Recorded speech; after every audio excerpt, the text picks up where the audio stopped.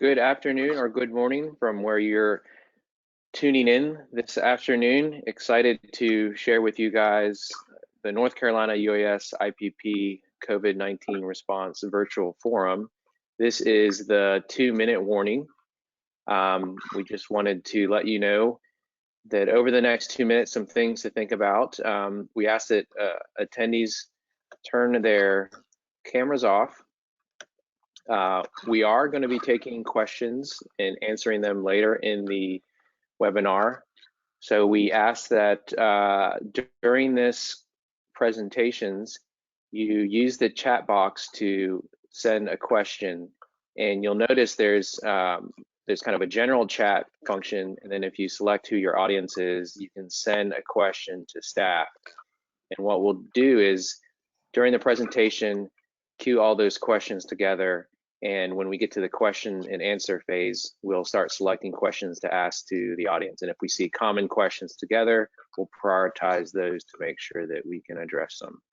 So we'll sit tight here and get started in about a minute and a half. Thank you.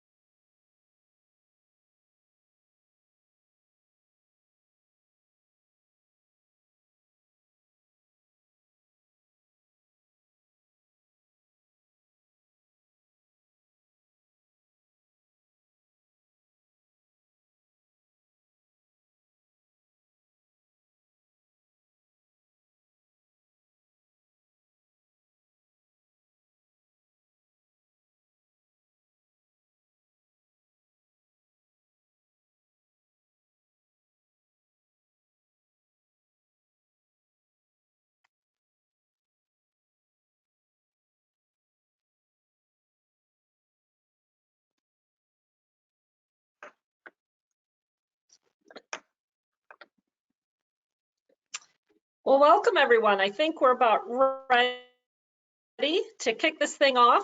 I am Julie White. I'm the Deputy Secretary at the North Carolina DOT for Multimodal. That includes our state's aviation division. And that is what brings me here today to welcome everyone. We have over 300 folks registered for this webinar today. So we are thrilled to see the level of interest in this really important topic during this important time. North Carolina DOT is at its core about connecting people and places with the things they need.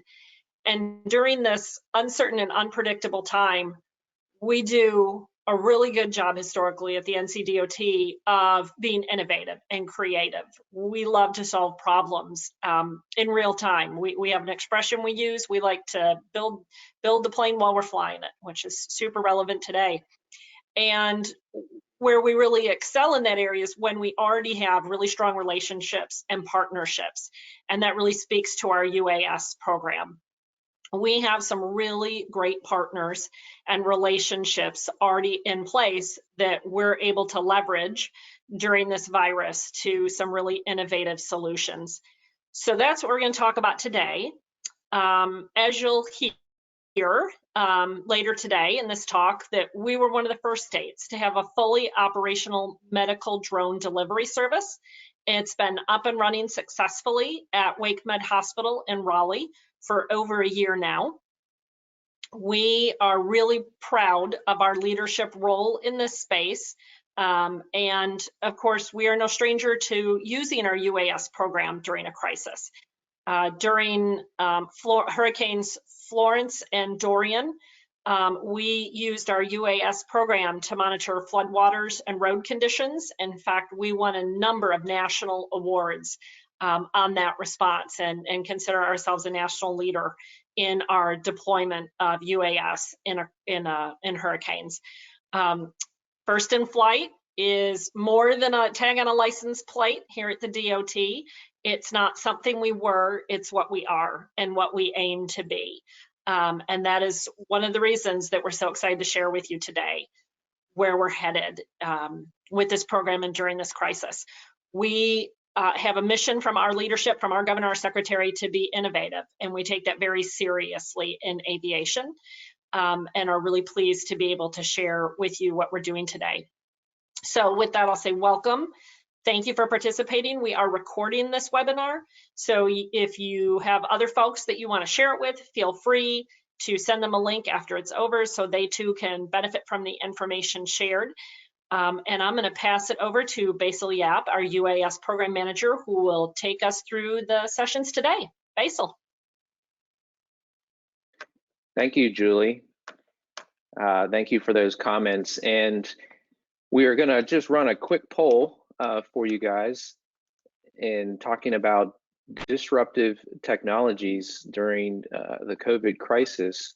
And so when that poll pops up, we'd be great if you could submit an answer, and we'll go ahead and just wait for about 15 seconds here and then keep on moving.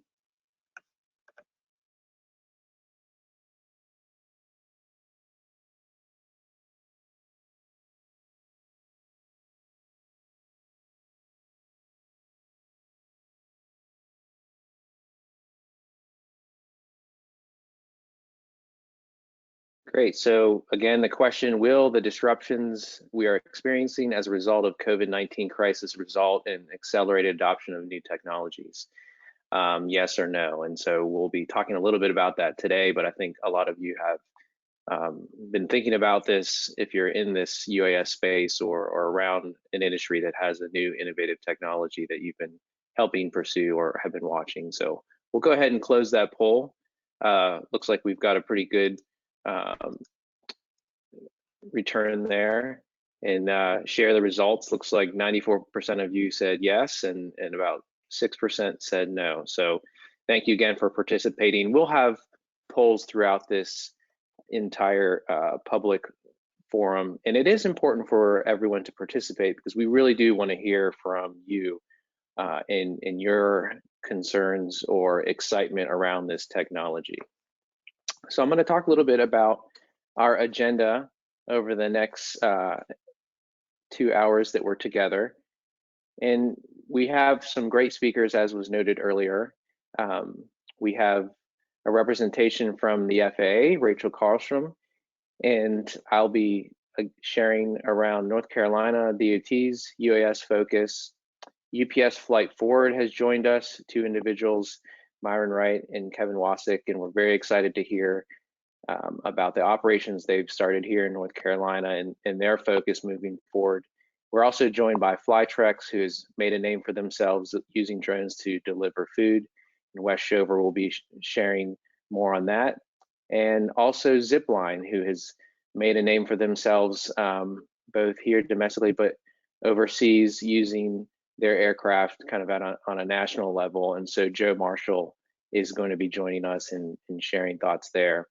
So we'll go through all of these 5 presentations, and then we'll get to a question and answer session, which I'll moderate. We're planning on about 30 minutes for that.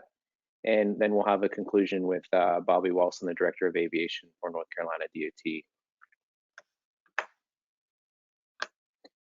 So we'll go ahead and move on now to our first presenter, Rachel Karlstrom.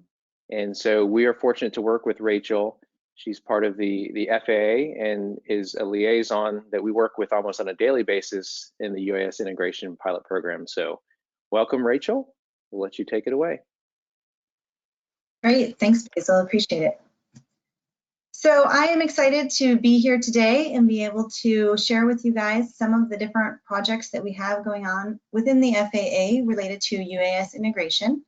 One of the really exciting things about this is that we are able to have some of the pre-work done that's going to allow us to have some response to this COVID emergency that we are now experiencing.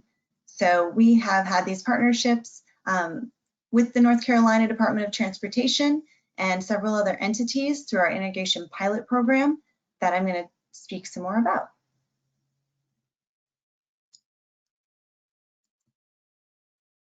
And there we go. Okay, so we're going to talk about the integration pilot program, the COVID-19 response, and then as well as some other upcoming initiatives that we have within the FAA and our partnerships.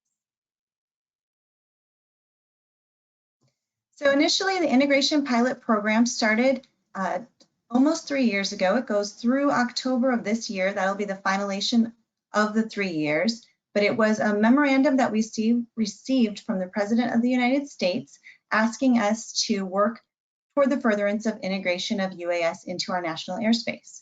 So you can see some of the things that we were charged with coming as results out of this program. We partnered with different state, local, and tribal governments, and the intent of that was to help to inform what regulations and guidelines we currently have that would not work for UAS, or more potentially innovative concepts that we hadn't imagined when we had written those guidelines previously, because at that time UAS did not exist.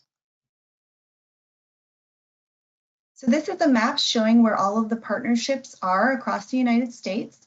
You'll notice, as we mentioned, that we have one right here in North Carolina with the Department of Transportation, but there's a total of 9 all across the United States that we've been partnered with and working with towards these initiatives. So our IPP success planning areas are laid out here. We spoke a little bit about the partnerships already. This is what we're hoping to have as our end results. So we're working on that integration of UAS into our national airspace and ensuring that we're doing that with the same level of safety and integrity that we currently do with all of our aircraft operations. We also understand that with UAS, there's a lot of differences between what we normally see in aviation and ways that that might impact our communities. So we're doing some special focusing on those areas so that we can ensure that bringing this new technology into our communities is accepted by the communities and that people understand what's happening. And then ultimately, we'll be looking at putting together new policies and new rules for the FAA regulations so that we can enable more of these operations on an easier basis.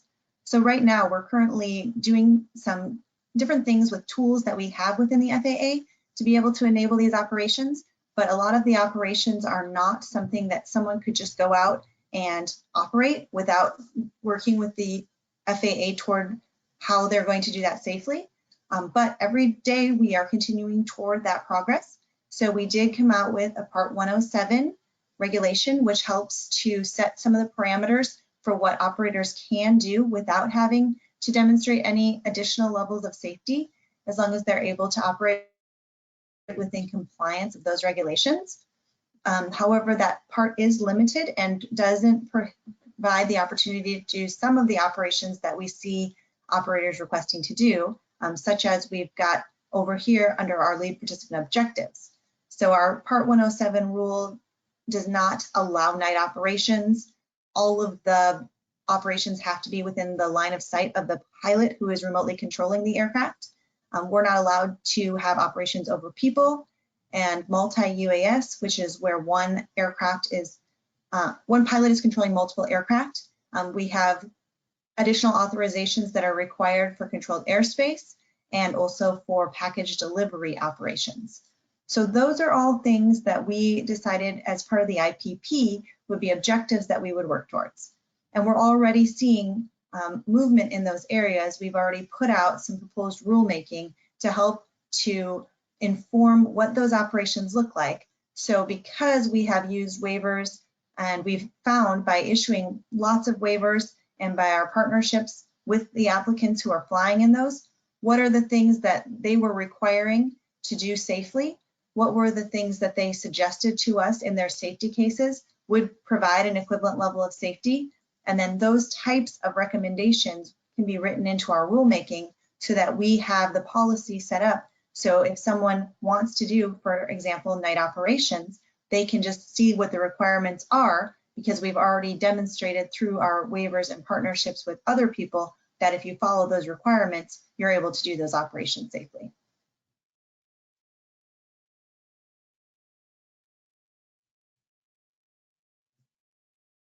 So one of the things I wanted to highlight, and you've already heard about some of this, and you'll hear more about it today with the partners that are going to be speaking after me, but is some of the operations that we do have within the IPP ConOps here in North Carolina.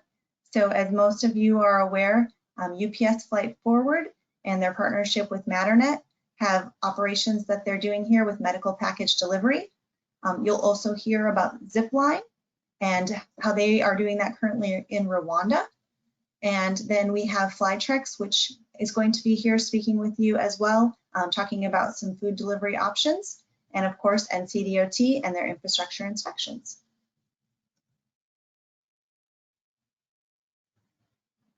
So another thing I wanted to touch on is what we've seen as accomplishments for the integration pilot program so far. So wanted to highlight one of the big accomplishments in our program was UPS Flight Forward obtaining an air carrier certificate so that they can operate at the high level of safety that we require of our air carriers. And so they're able to do that now, and they actually did the first air carrier flight with a UAS back in September. And then since then, they've conducted many flights over at WakeMed, which is the medical campus where they are currently operating. So a great success story of something that we've been able to partner with and see happening here in North Carolina. So some other accomplishments that we have seen in our program related to integration of UAS into our national airspace is that we have been approving waivers and authorizations over 9,400 total flights, which include 3,500 flight hours. So we've been gaining a lot of data that we can use then to inform our decision making. We also have another air carrier certificate that was issued to Wing Aviation, and they're doing commercial package deliveries in Christiansburg, Virginia. Partnerships with the Kansas, North Dakota, and Alaska IPP teams have resulted in inspections of power lines and pipelines, where they've been able to demonstrate safety case uses where they can do that beyond the visual line of sight of the remote pilot in command. And another accomplishment was our tribal partner, the Choctaw Nation of Oklahoma, was able to obtain FAA approval to conduct public aircraft operations. And that was the first time that a tribal nation had that authorization.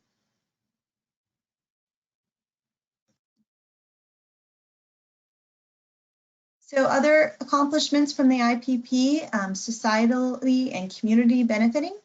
We have had over 12,700 community members nationwide engaged in these conversations, talking about the UAS acceptance, scalability, economical and societal benefits, talking to people about what their questions and concerns are. So lots of community engagement. Hopefully, a lot of you have already been engaged. If this is your first time, that's excellent as well. We want to continue to reach out to people that we haven't yet had an opportunity to engage with. Also a success story, the Chula Vista Police Department. They are using drones for emergency response, and they're able to promote safety for their operations, also to improve their response times. And another recent development that the Chula Vista Police Department has done is they are using their UAS now to do outreach to the homeless to help inform them about some of the social distancing and different things that are happening for the COVID emergency response, to give them opportunities to come to receive critical supplies, so that this is information they might not otherwise know about because they're not necessarily connected to a source where they would get that news or that information. So that's been a great initiative that we've seen just recently. We also have operations at the Memphis-Shelby County Airport Authority partnership they're doing on-airport operations, conducting aircraft inspections, foreign object debris detection, doing security surveillance and payload deliveries, all with UAS on a busy airport. So that's a really significant thing that is happening as well. And then of course, North Carolina, as you guys are familiar with, and also our North Dakota Departments of Transportation, along with State Farm, have used UAS to go out after we see hurricanes and storm damage come on, so that they can assure that those resources are getting out where they need to do. They can see where the storm damage is. They can prevent people from getting into situations that could otherwise be dangerous for them. And again, just inform the community about what's going on by use of those drones and having those quickly responding and out on site.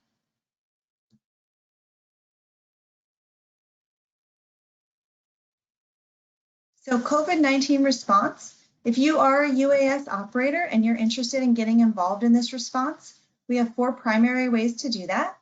Operations under Part 107, like we spoke to earlier, would be operations that if you have a remote pilot certificate and can operate in full compliance with those regulations, could go out and start operating and do whatever your plan is, as long as you maintain that compliance with the Part 107. If you have an operation that you want to do under Part 107 that is not permitted with the rule, there's also an opportunity to ask for a waiver to that. That could be something like the night operations that we discussed earlier. So then you would have to present your safety case to the FAA in the form of a waiver request asking to be permitted to do those operations. We also have a program, our Special Government Interest Program. This is typically used by law enforcement, police. This is something that can help to expedite approvals during these types of emergency situations. The 135 certification that we touched on, you guys have, we have 2 certificates issued, the UPS Flight Forward and the Wing certificate. It is a process to go through to get that certification, but that is a great way that response can be done for this emergency through the channels of the 135 certification. And that would be for more package delivery type operations or deliveries. And then under Part 137, this is the regulation that you would typically see for agricultural type operations. So this could potentially be used for spraying, something that could be used to kill off a virus that might be on a surface. So that also requires a certification, but something that might be possible if you were engaged in that certification process or already a 137 certified UAS. We do have multiple operators out in the United States already that have that certification for 137 under UAS. So just one note on that, these operations, if they're responses to the COVID-19, may be approved only for that specific time period, because there may be things that are different in our operations right now that would enable those approvals, where that approval wouldn't necessarily be granted in a different situation. For example, because we have a lower rate of air traffic, we might be able to enable an operation that in a state where we have our full air traffic operating as it usually does wouldn't be appropriate.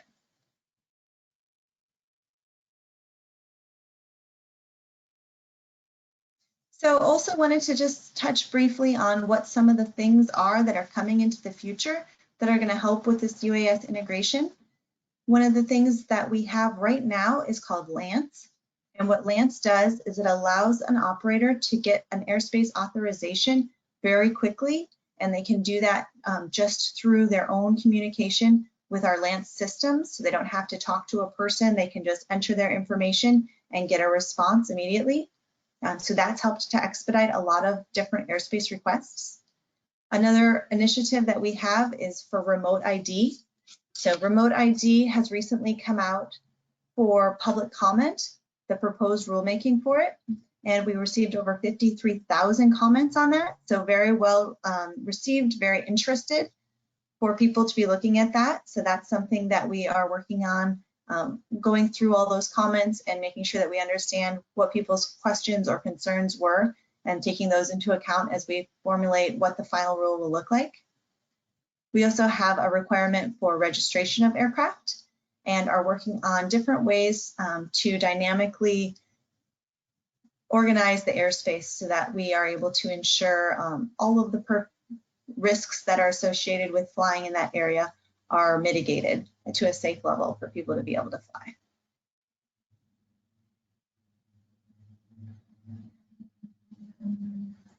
So this is just one more slide that I wanted to share with you guys that kind of gives an idea of what is happening in the future as well. So right now we're talking about a lot of the 400 foot and below type of operations. These are the delivery operations that are currently happening that we talked about a little bit earlier and that you'll hear more about later in this presentation today. But we also wanted to focus on what is coming later. So our air traffic management systems, larger aircraft that may be optionally piloted or unmanned in the future. So lots of exciting things to look at. One other thing for your consideration and that we're interested to know about is what your perception is about having the access for commercially approved drone operations flying over you. So normally we wouldn't even think twice about an aircraft flying over us.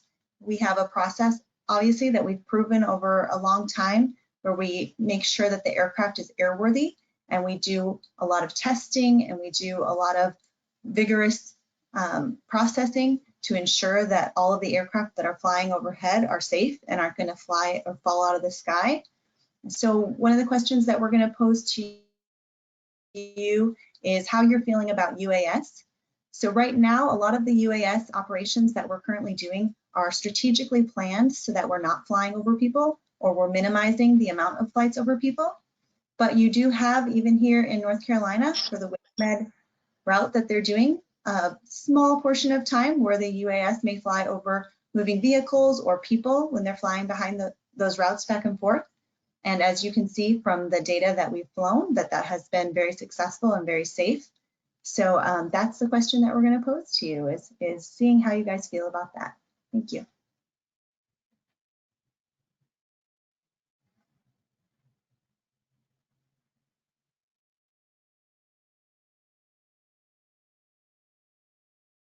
Thank you, Rachel. So we've launched the poll question now. Do you have concerns with approved commercial drone operations flying over people? And so we'll take a little bit of time for folks to answer that.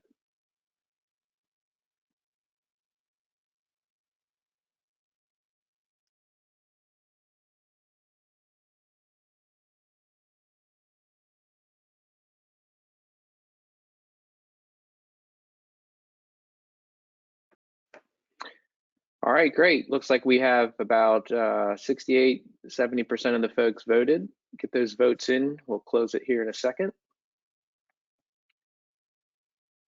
And then show you those results. So it looks like 65% of the audience said no, and 35% of the audience said yes. So that's good feedback for us to get a gauge of, again, the public and their comfort with this technology. So thank you for participating in that poll. And again, we appreciate it. We'll have some more polls here during this presentation. So my name is Basil Yap. I'm the UAS Program Manager for North Carolina Department of Transportation.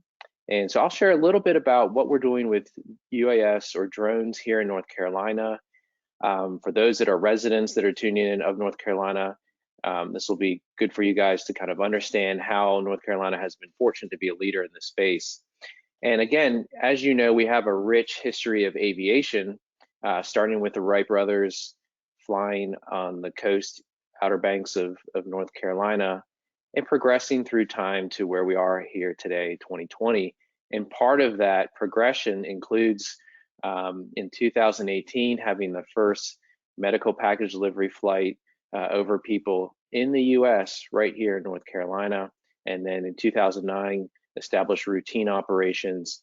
And then now we're here, 2020, and amazingly enough, we're beginning to see flying cars, and I'll touch a little bit on that in this presentation. So, you know, often we have to ask ourselves, as a Department of Transportation, which is focused on all modes of transportation, what does this integration of the new technology look like? And so we know and have seen that lives can be saved and improved. We'll talk about that. You know, we've seen that drones can help improve government operations, help preserve the taxpayer dollar, because they can help with efficiencies in the business process, or just really creating a greater or better product by using a drone. We've also seen that not only on the government side, but also on the commercial side, there's a tremendous benefit to using drones in a variety of different fields, from agriculture to media, to communications, entertainment, to medical package delivery, and even so there's lots of potential, even entertainment, as we've seen with drone racing. And so with any new technology, we're excited to see how it's going to help our businesses and economy grow in North Carolina. But the key part is we need to address these, again, the concerns of the public with this new technology, but at the same time, we want to educate you on what we've seen as the economic and societal benefits just in the past 5 to 10 years as we begin to integrate drones more into our lives. And I think there's really a tremendous potential, and I think it's a great story to share with you guys today. So the North Carolina Department of Transportation has a UAS program, or drone program. And so like other modes of transportation in the DOT, from rail to the ferry system out on the coast to the kind of well-known names like the Highway Division or the Division of Motor Vehicles, we also have a division focused on aviation, solely on aviation. And within that group focused on aviation is the group and program office that's focused on UAS or drones. And so you can tell that the investment that we've seen by both the department as well as our legislature in this technology, that there is, they recognize the benefit that can be had with integrating this safely. There are 7 focus areas that we oversee in North Carolina. I'll just go from left to right here, and we're going to dive into 3 of these that I think are most relevant for kind of this period, including the COVID-19 crisis. But I'll hit high level each one just quickly for your knowledge. The first is knowledge test and permitting. And so in North Carolina, our North Carolina legislature recognized the need for UAS-specific laws around privacy and safety of folks on the ground, residents on the ground. That was a concern they were hearing. And they implemented a knowledge test so that commercial and government operators that were going to be using drones could be tested on the knowledge of the North Carolina UAS laws. And kind of the certification or proof of passing the test was the permit. And so if you're a commercial or government operator in North Carolina, per general statute, you would need to take this test. And we can share more information about that on our North Carolina DOT website. The second focus is how can the Department of Transportation use drones to benefit and advance their mission. So the Department of Transportation, as I mentioned, is a very large organization. We have a very large highway network, but we also have many other modes that we oversee. And so we have identified ways to use drones as a tool to help each of these different groups, and we'll dive into that a little bit more detail. We also help other state agencies that are interested in using drones, or maybe they don't have drones, but by us flying missions for them, we can help provide a product that's useful to them. And the picture you see there is a picture taken from Hurricane Florence, where we were able to use drones during that response. We'll dive into that a little bit as well. The fourth focus is the UAS Integration Pilot Program, which is a partnership with the FAA. And we appreciate Rachel giving an overview on that. I'll touch on that a little bit. And this is really how we develop these strong partnerships with UPS, with FlightRex, and with Zipline. So excited to hear them tell their story as well. We have just like any other mode of transportation, you need to understand how to manage that traffic. And so we've developed a statewide unmanned traffic management system, shortened to UTM, and I'll touch on that a little bit. We also help with the economic development, helping businesses move to North Carolina that are focused on drone operations or drone manufacturers. I'll mention two kind of right offhand. We're fortunate to have SenseFly, which is a drone company that manufactures a drone. Their North American headquarters based here in North Carolina. And we're also fortunate to have Precision Hawk, which has been a leader in this space as well, headquartered in Raleigh, North Carolina. And then we also are in charge of educating the public. And so just like any other initiative, whether it's click it or ticket or not driving drunk, there are different ways that we're able to reach out and educate the public on this mode of transportation. And that is part of our virtual forum today is doing just that. And you'll see there's actually, if you can see the small graphic there, it talks about no drones over prisons. And so we've created some pamphlets and brochures around the operations of drones over prisons, because there is now a North Carolina general statute prohibiting drones flying over prisons. So again, we're here to help educate folks on not only the beneficial uses of drones, but also the laws and rules so that we can all be flying drones safely within our communities.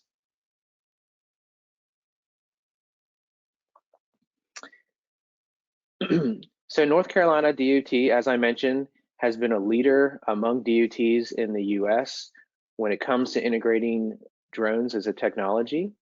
And so what you'll see there on the left side is roadside maintenance and landscaping. They're using a drone to document a rest area.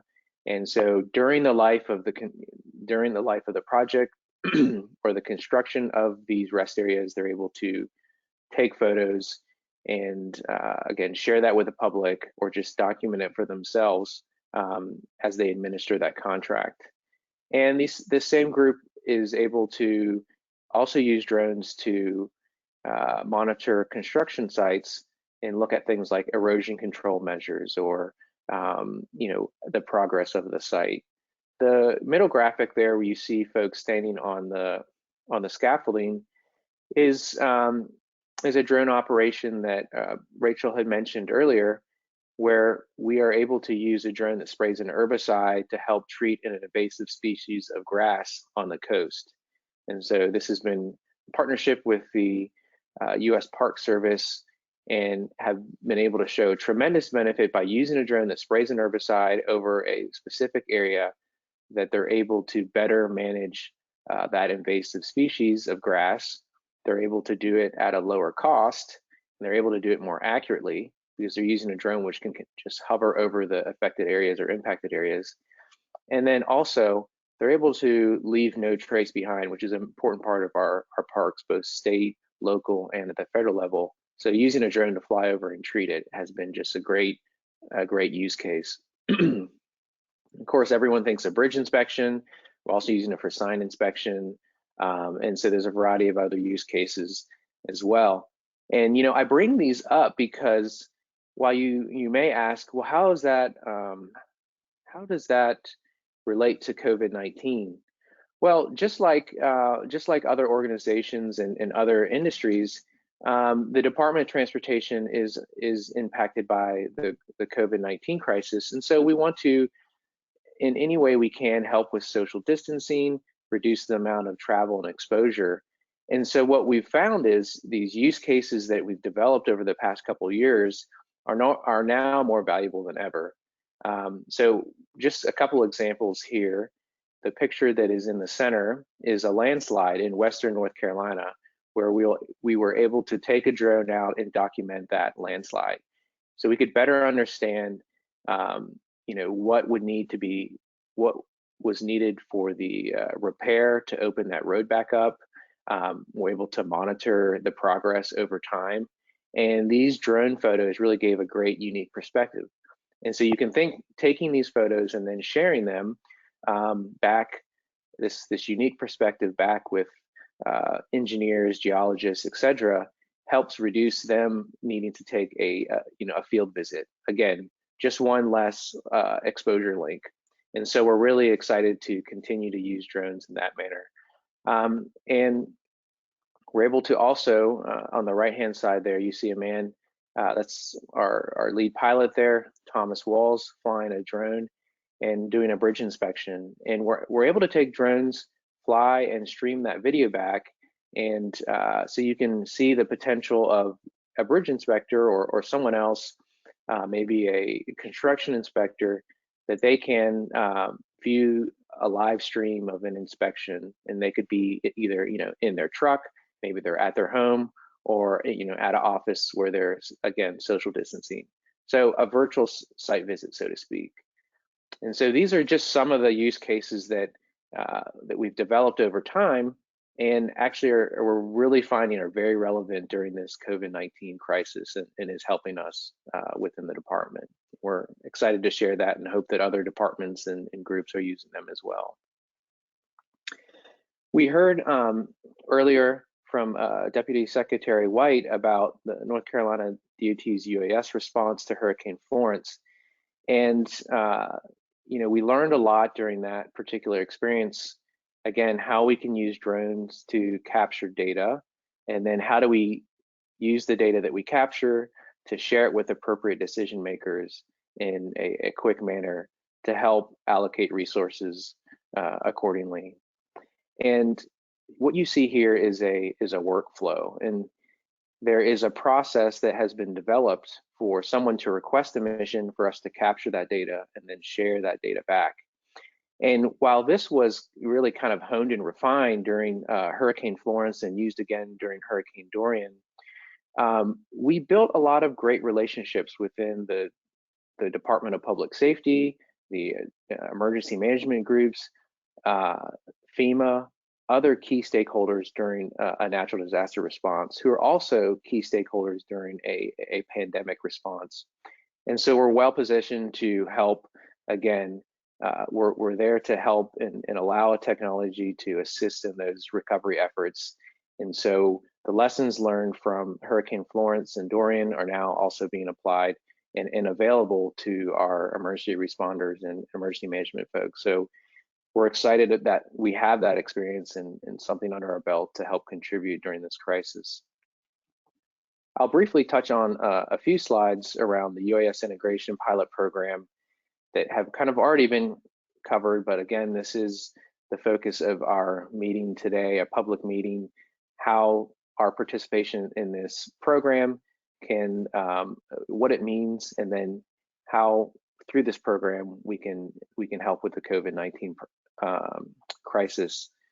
So the UAS integration pilot program was kicked off with a presidential memo. It does have an expiration date, but again, it was in its most simplistic form, focusing on operations that really would require a lot of red tape. And so the regulations had been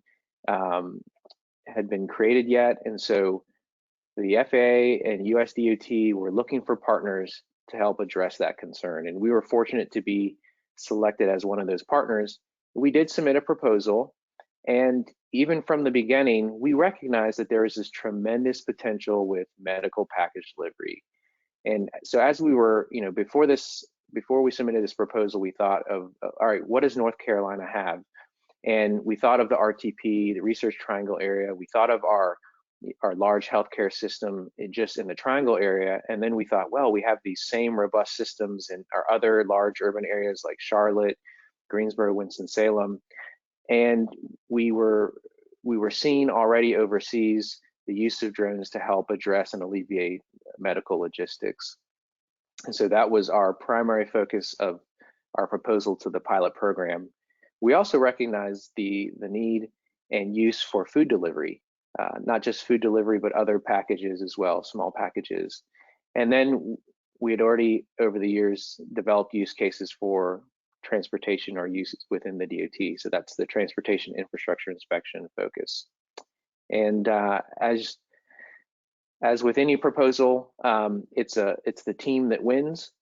and we built a strong team from the beginning and over the years that we've been participating in this. And I'll just mention a couple of them on here that maybe are not going to be speaking today, but we're fortunate to partner with AirMap and Precision Hawk, Skydio, which is a UAS manufacturer, as well as SenseFly, which I mentioned earlier is in North Carolina, they have their headquarters here in North Carolina, ONRA, L3 Harris, T-Mobile, and then other local governments and universities, NC State, RDU, and the town of Holly Springs. So again, it's a team of us working together, both government, university, and industry, all with a focus on how can we integrate drones safely in North Carolina. And again, our main focus, and that is paramount to the success, is safety, safety, safety.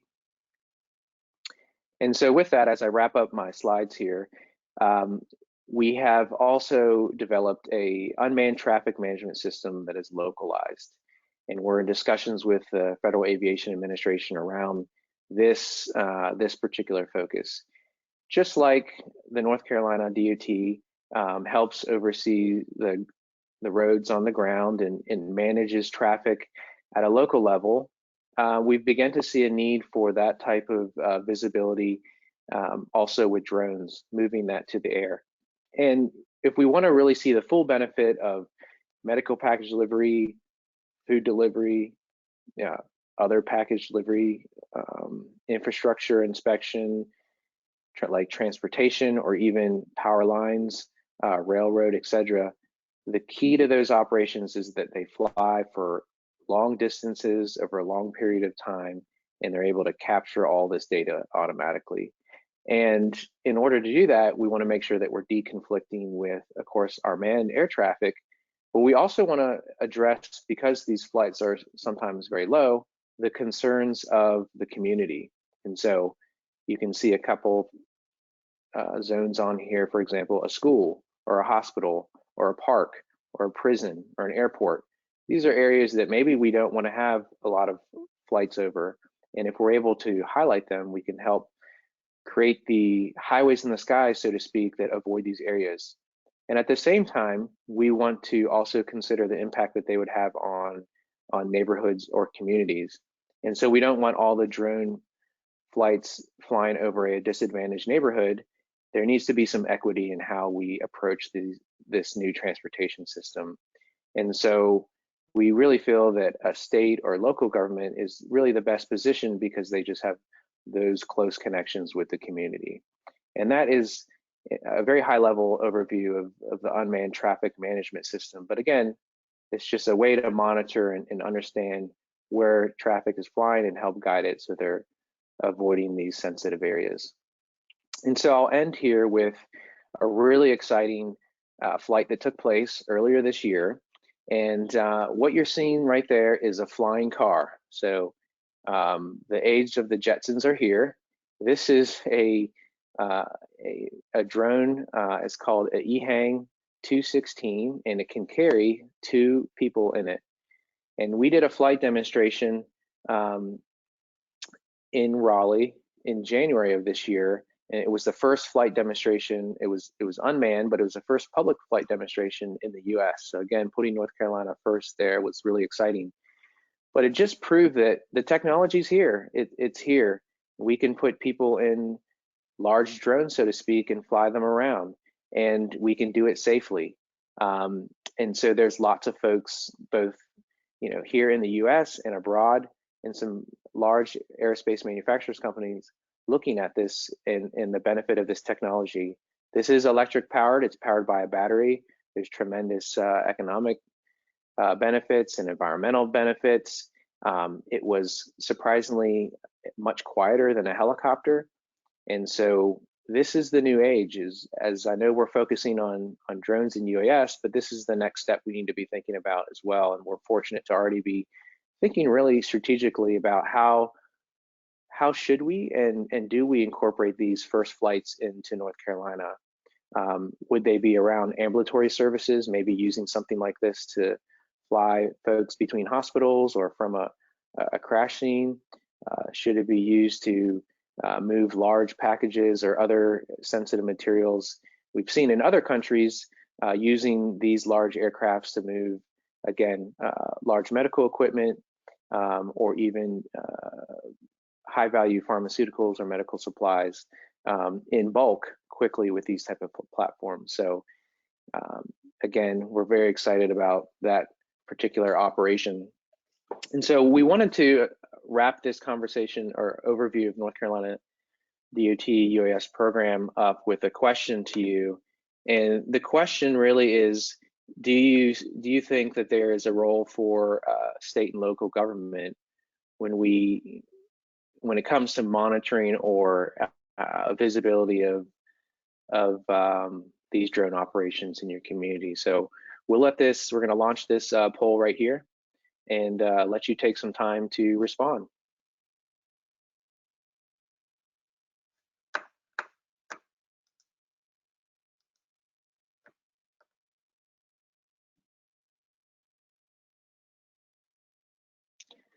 So Ken, the question, do you think there's a role for state and or local governments in monitoring drone traffic in your community in the future?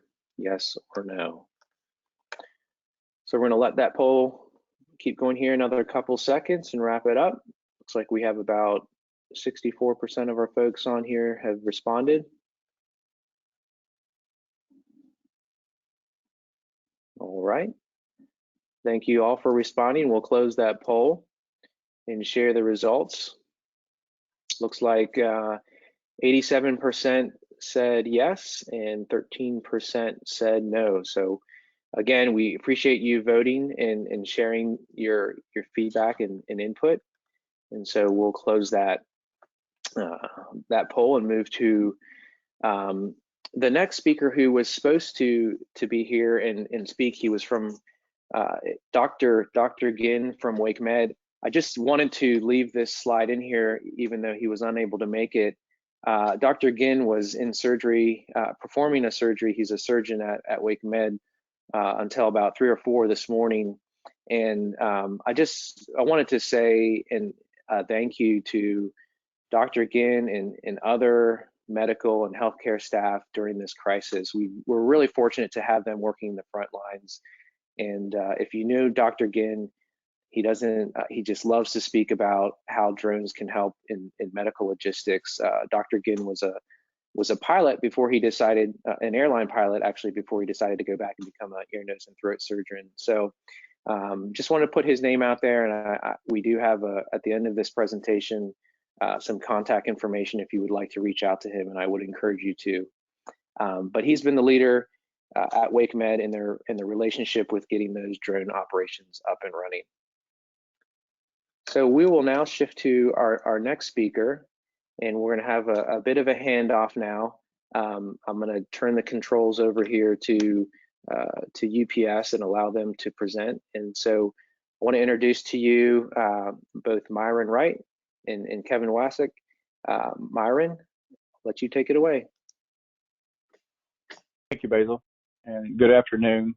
First, I'd like to thank Julie and Bobby, Basil, and the NCDOT for providing this forum for us today, and for all the cooperation we've had over the last 2+ years during the FAA's Integration Pilot Program. They have all been great partners to us and helped us move along. UPS has been moving commerce on the ground and in the air, including PPE, as part of the United States critical infrastructure, and UPS Flight Forward is actively seeking ways to assist during the pandemic with the use of UAS. We've been speaking closely with a lot of our partners like the FAA, the DOT, a lot of our customers to find specific use cases and routes to deliver PPE, blood samples, prescription medication, to allow for higher risk people to receive their daily medications at home without having to go out and improve social distancing. I'd like to now introduce Kevin Wasick. He's our head of global business development, and he'll provide an overview of UPS Flight Forward. Kevin, go ahead. Excellent. Thanks, Myron, and good afternoon. I'm Kevin Wasick, responsible for business development at UPS Flight Forward. Just a quick background, I've been with UPS for over 14 years. And prior to the current stay-at-home orders, I was working out of our corporate headquarters in Atlanta. And today, I have the pleasure of sharing with you a background on UPS's history of adhering to flight safety. I'll introduce to you UPS Flight Forward, if you're not familiar with what it is and who we are. And I'll share current drone technology and capabilities. Everyone always wants to know, how far can the drone fly? Well, as you'll learn today, there are a couple different ways to answer that question. And then lastly, I'll share with you some of our safety protocols to help explain why UPS is well prepared to support emergency COVID-19 operations today.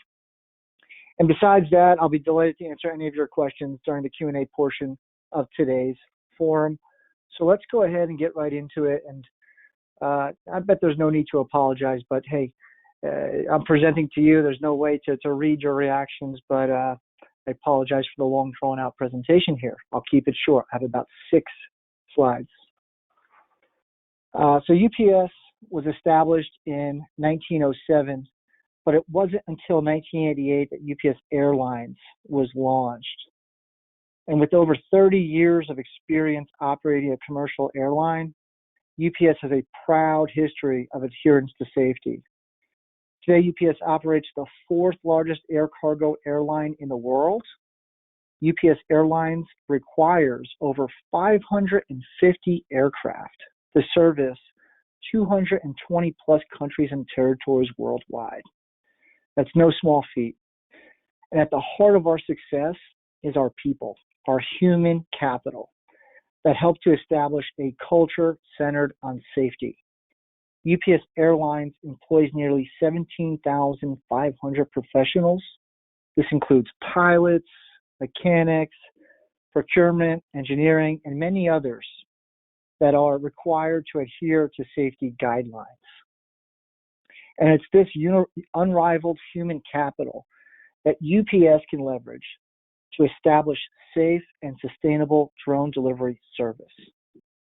And in 2019, what we did is we selected some of the finest airline employees to form UPS Flight Forward. So UPS Flight Forward is the world's first Part 135 standard UAS air carrier established in June 2019. That's a mouthful.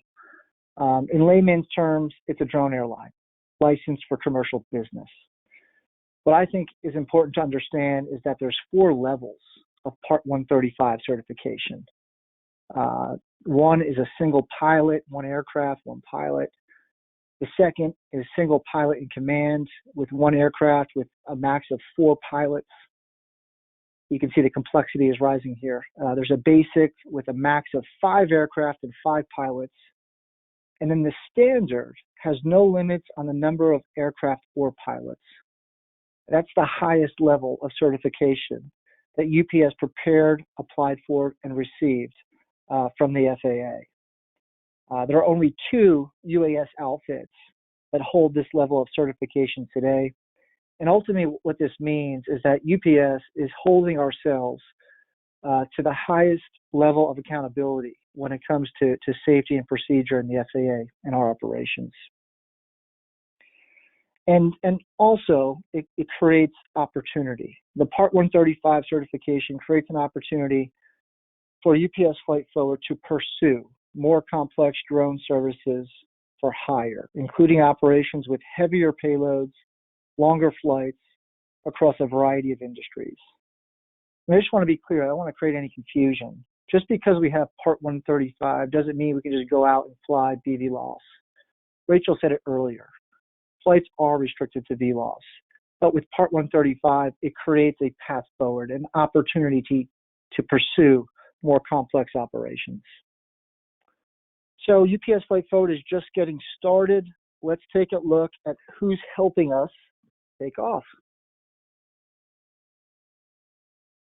So we're grateful. We have found 2 outstanding partners in Matternet and Wingcopter. Both technology providers offer unique and innovative capabilities. On the left-hand side of the screen, we have the Matternet M2 quadcopter. The aircraft weighs 20 pounds and can carry 4.5 pounds for up to 12.5 miles. This aircraft is a quadcopter, aptly describing its 4-propeller design. This design allows for precision takeoff and landings within tight footprints, so versatile for both rural and urban applications. What really makes Matternet unique is their drone station. The concept of the station is to provide a safe, secure, and even temperature-controlled delivery point to enable autonomous drone operations. The station is intended to swap batteries and inspect the aircraft and even load the aircraft prior to takeoff. The station is currently being tested in Switzerland, and UPS Flight Forward hopes to begin testing within the US later this year. Pretty cool. And Matternet's been a great partner. Just to note, together, UPS and Matternet were the first to deliver a package for hire in March of 2019. And last November, in partnership with CVS, we delivered the first medical prescription direct to consumer via the quadcopter, the M2 quadcopter by Matternet. On the right-hand side of the screen, we have the Wingcopter, UPS's newest aircraft. The Wingcopter is an impressive piece of technology. The most obvious characteristic is the combination of the fixed wing body with 4 propellers.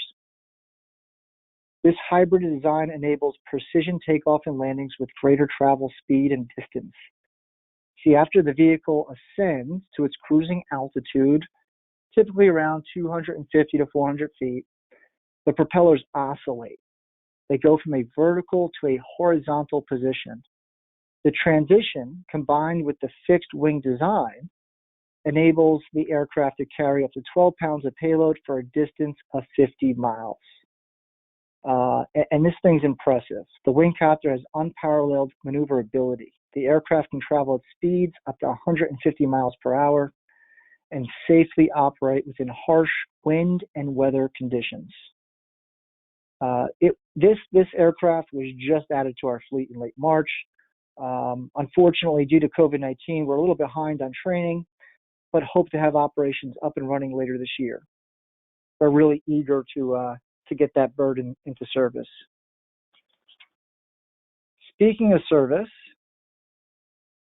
while aircrafts are capable of flying dozens of miles on one battery charge, regulations control where and how far we can provide drone delivery. Except for one-off testing, drone delivery is typically limited to visual line of sight. And I want to explain what that is. Visual line of sight refers to a drone's operator's ability to keep an unaided eye on the aircraft's flight path. Generally speaking, line of sight restrictions limit U.S. drone delivery operations to an estimated 0.3 miles. And I want to preface, because I thought Dr. Ging would speak to this, but at WakeMed Raleigh Hospital, what we're doing is transporting blood specimens from an outpatient clinic to the hospital's central lab. The route's about 0.3 miles, but without the drone, the specimens that were being transported would be carried in a ground vehicle. And it would take 2.5, 3 hours to get specimens 0.3 miles. Why? Because the courier has a route. It's like a bus route, not on demand. It's not instant. But with the drone system, that's exactly what we're doing. We're actually decreasing the turnaround time of the lab diagnostics. So we're adding a tremendous amount of value for the hospital. I'm sure Dr. Ging would be happy to explain more. Another thing to note about these flight paths is that they're fixed, okay? There is no variability in route plans, and each route must be pre-approved by the FAA before commencing service. There's a rigorous safety assessment completed by our UPS Flight Forward Safety Director and various members of the FAA. Approvals are not easy to come by. Characteristics like population density, flights over people, and cellular connectivity play a big role in developing a safe operating plan. And there's good reason for that. it's important to understand that even with these visual observers that I've described, keeping an eye on the aircraft, the flight itself is 100% autonomous. The aircraft is pre-programmed to fly the same route over and over. However, out of the abundance of caution, the FAA and UPS are exercising a crawl, walk, run approach where we position commercial pilots with 107 licenses on site to monitor these operations. There's at least 2 operators on site performing pre-flight checklists and scanning the airspace for competing traffic. Similar to the budding autonomous ground vehicle industry, these experts are trained to take action in the event of unplanned conditions. So to further mitigate risk, right, I want you to understand what we're doing to mitigate risk. Current flight paths are geofenced, and the Matternet M2 has an emergency deployment system. Before I get into these features, let me just stress that UPS and Matternet have flown over 2,500 successful flights for Wake Med Hospital in Raleigh, North Carolina. It's actually way over that. It's the last number we have that we've publicly announced. And despite a strong track record for success and safety, it's important that we prepare for the unexpected, which is normal within the aviation industry, right? So if something were to go wrong, there are safety mechanisms on board the aircraft to further mitigate risk. First, the autonomous flights are geofenced. So focusing on the lower left-hand corner of the slide, the light red larger circle illustrates an example of how virtual boundaries can be set for pre-planned routes using GPS. If the aircraft, the blue circle, were to lose control for any reason, malfunction, bad actor, and it actually exits the geofence, the drone is pre-programmed to cut power to the rotors before launching a parachute. In addition to the parachute, the aircraft is equipped with an audible siren and flashing lights. These safety features are a last line of risk mitigation features. Now, if our on-site operators detect conflicting air traffic during a flight, they can command and control the aircraft to hover in place, return to origin, or if necessary, activate the emergency system to execute the unplanned landing that I just described. As drone delivery operations become more complex, for example, traveling beyond line of sight, UPS Flight Forward is committed to working with the NCDOT, FAA, and our UAS manufacturers to test and prove additional safety features. So to round out the presentation, I'll bring this back to today's difficult and trying times.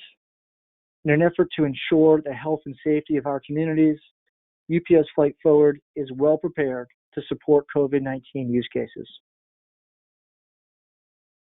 The first proposed use case is to support social distancing for retirement communities where there's a high-risk demographic. UPS Flight Forward has demonstrated the ability to deliver medical prescriptions via a drone in partnership with CVS. This type of operation can help reduce the unilateral spread of coronavirus, not just for the patients, but also for the pharmacists as well.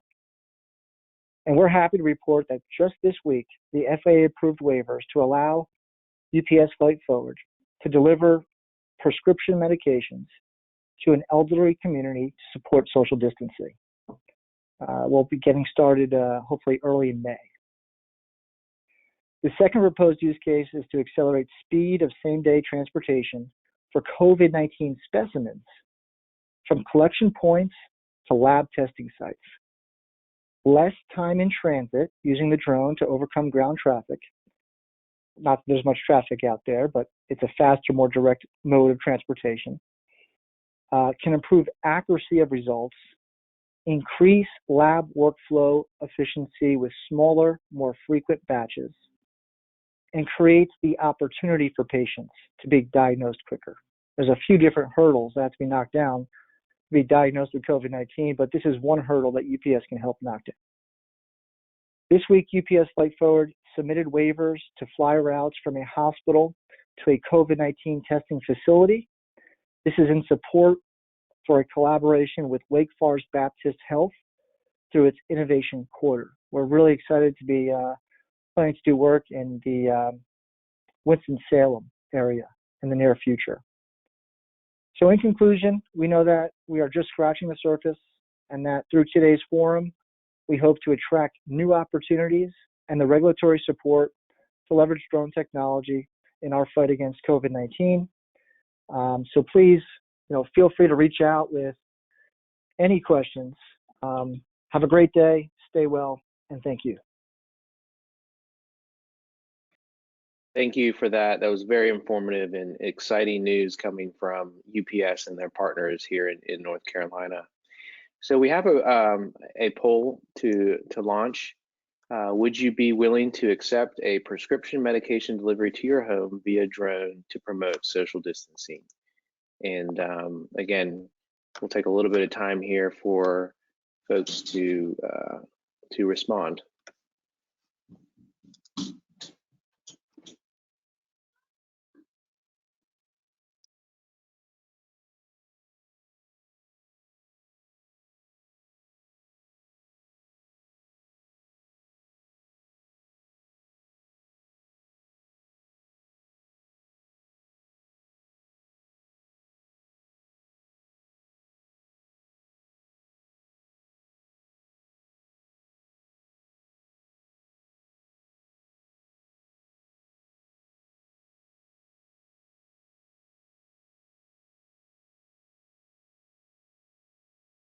All right, we'll close that poll here in a second. Looks like we got about 63% of the folks voted.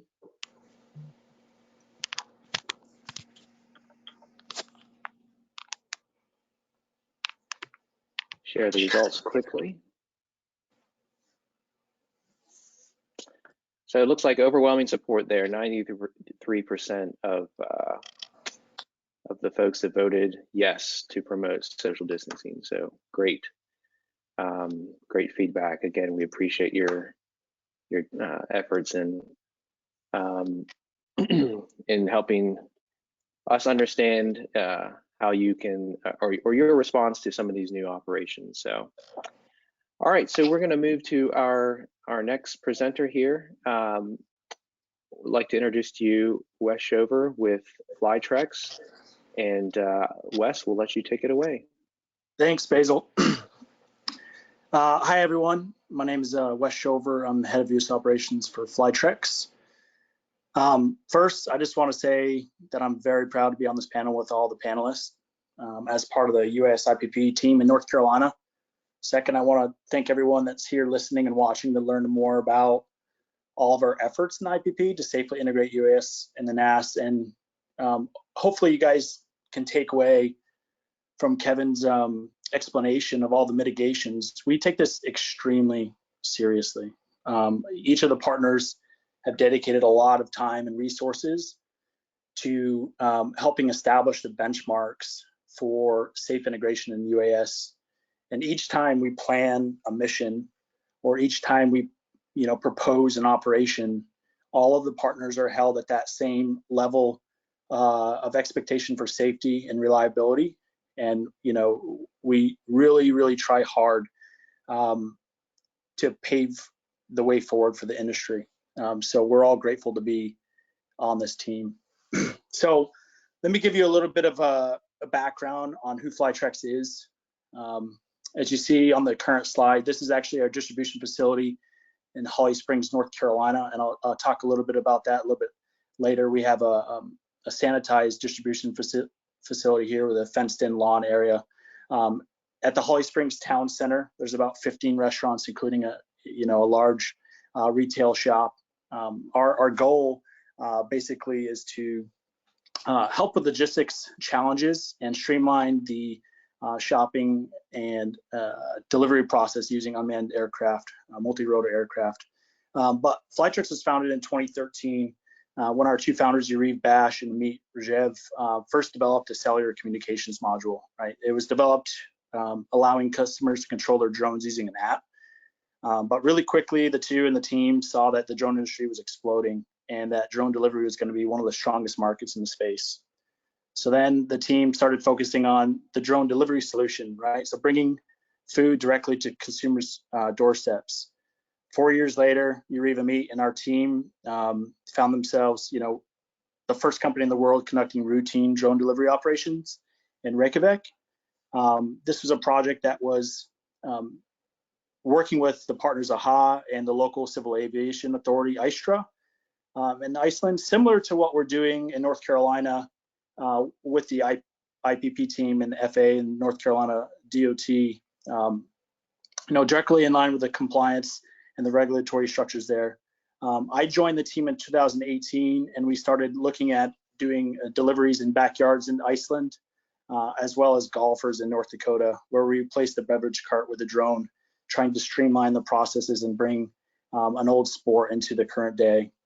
So now, as we've been working with the North Carolina DOT team and our partners, Kazi Aviation and the town of Holly Springs, we're really, really focused at expanding operations in the U.S., working with Kazi, a current air carrier under Part 135.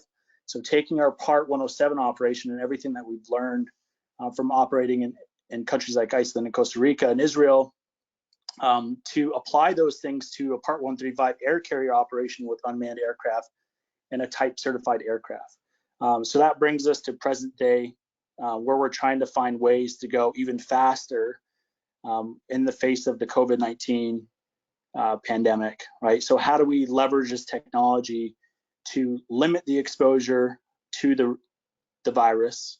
How do we use the social distancing protocols that some states, such as North Dakota and North Carolina, have applied on the residents to really just lower the risk of exposure? So instead of 120 residents going to the local grocery store, we can do it more effectively with a single person, knowing that we aren't carrying the virus and we're using the right protective equipment to enter a store, pick up the supplies, the groceries, the food, and then deliver it to you with a no contact method.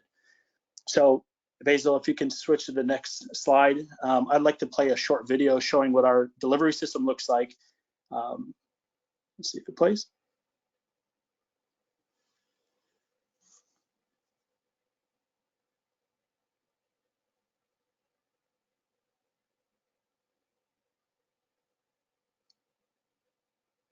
Not sure if there's sound.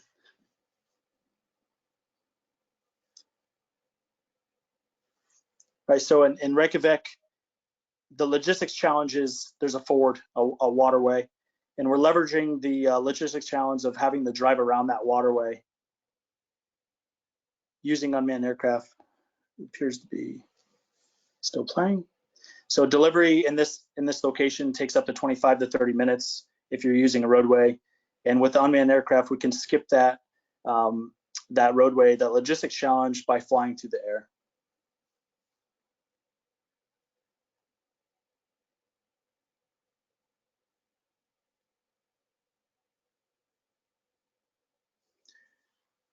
So like most of the partners, all of our operations are highly automated. So our routes are pre-programmed, they're pre-surveyed. We use a very strategic approach for planning these routes to ensure that we're flying over unpopulated areas such as waterways, open fields, and trees. We're not looking to take the most direct route. We're already saving a ton of time by switching the mode of transport from the ground to the air. So we know that it's already quicker. The biggest focus that we have to mitigate the risk to moving vehicles and people on the ground is to really plan the routes with a very high percentage of lack of population. So low density population, little to no vehicle traffic, and also we're not looking to fly over any businesses or homes to get to our customers. We really try to stick to suburban areas where we have open routes, and so yeah, we use that method very strongly. So as you saw in the video, we look to achieve more efficient deliveries by queuing onto logistics challenges in suburban areas and delivering the goods much faster. And so why are we here, right? So why are we in North Carolina? Well, we were part of the team when Basil and North Carolina DOT put together the proposal to the FAA in response to the UAS IPP. When that proposal went out, we had the town of Holly Springs reach out and say, hey, come here and we'll support you. So we did. We shifted our focus to the town of Holly Springs. We knew that Part 107 in North Carolina would be really, really challenging because most trees there are 60 to 80 feet tall, and with a distribution facility and routes going to backyards, the minute the drone lowers to a certain altitude, you lose that visual line of sight. And so what we started to do is look at places where we had a larger density or potential density of customers. And so that's why we really focused on Ting Park. So Ting Park is a sports arena. It's owned by the city of Holly Springs. We sanitize a delivery site in the corner of it. At that park, there's 200,000 to 300,000 visitors a year. And we knew that going to backyards at that time wouldn't be feasible under 107 rules, just because we hadn't really proven the system in the US. So we really focused on going to a public area where we could control the delivery site and ensure that people weren't walking underneath the drone, and we could really educate the people. So now, talking about that no contact method to deploy drones, we can start working on finding ways to help impact the social distancing protocols. In places like North Carolina and in the county that I live in Wake Med, there's shelter-in-place orders. So now, in addition to Ting Park, we're looking at deploying to neighborhoods, neighborhoods that are potentially have high risk, children and elderly. The biggest thing, looking at housing communities like apartment complexes, where we can have a single delivery point and reach 200 to 300 people with one route. That's really what we're looking for. So right now we're looking, we're calling on all housing communities in North Carolina. We're looking to expand. We just need to do our due diligence to make sure that we're in compliance with 107 rules as we look to achieve the type certification process of our unmanned aircraft under Part 135. Leveraging the shelter-in-place orders, we know that the human foot traffic is much, much slower. And we also know that the vehicle traffic is much, much slower. So that helps us when we have conversations with the FAA to calculate the risk and the probability of failure so that we can prove that our system is safe and reliable. Next slide. So looking at the current day, right? So we're all dealing with the pandemic and coronavirus. When this kind of came forth, we immediately said drones can bring a level of delivery, a delivery mechanism.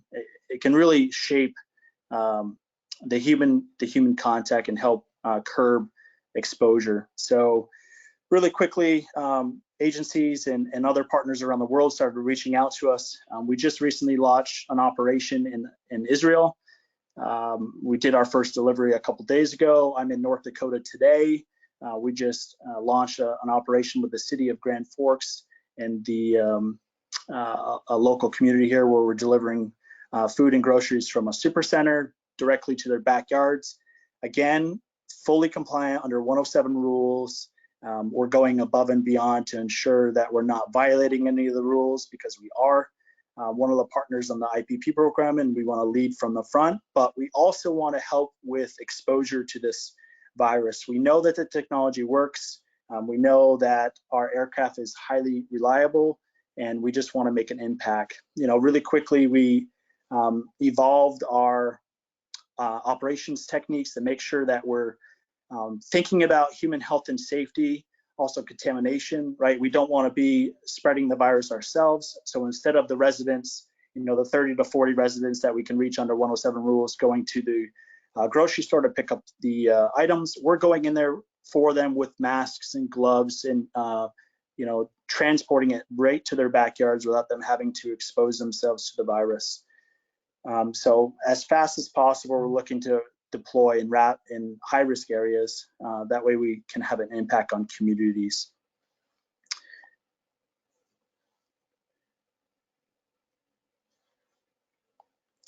So with that, that concludes the presentation. I'll talk a little bit about our aircraft.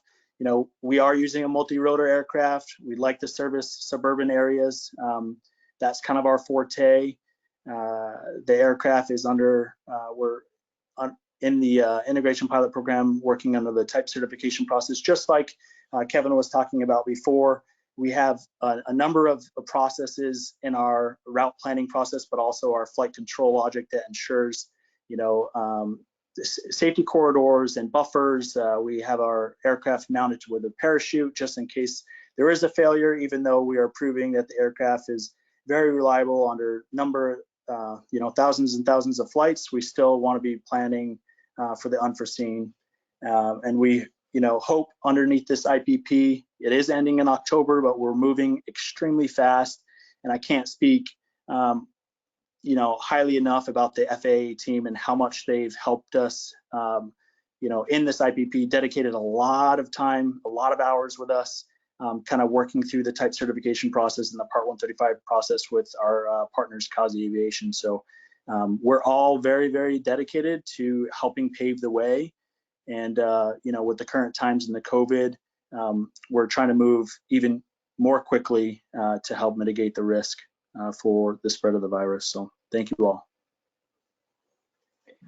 Thank you for that presentation and overview. That was great, Wes. And we have a lot of different communities from North Carolina on the phone, and we'll have a question here for everyone. And the question is, we'll launch the poll. Go ahead and launch the poll here. Would you be willing? Sorry, just 1 second here. Would you be willing to use a drone delivery service to order food during this crisis? And so you can see our slide up there, or sorry, the poll up there now. Would you be willing to order food via drone delivery if the price was similar to ground delivery? And so maybe while folks are answering this question, Wes, if I'm a neighborhood or a community that's interested in these services, what's the best way to reach out to FlightRex and Kazi Aviation? If you just reach out to us on our website, on our social media, we are constantly engaged with housing communities and housing districts and nonprofits like food banks that are doing some deliveries to low-income housing and disadvantaged people.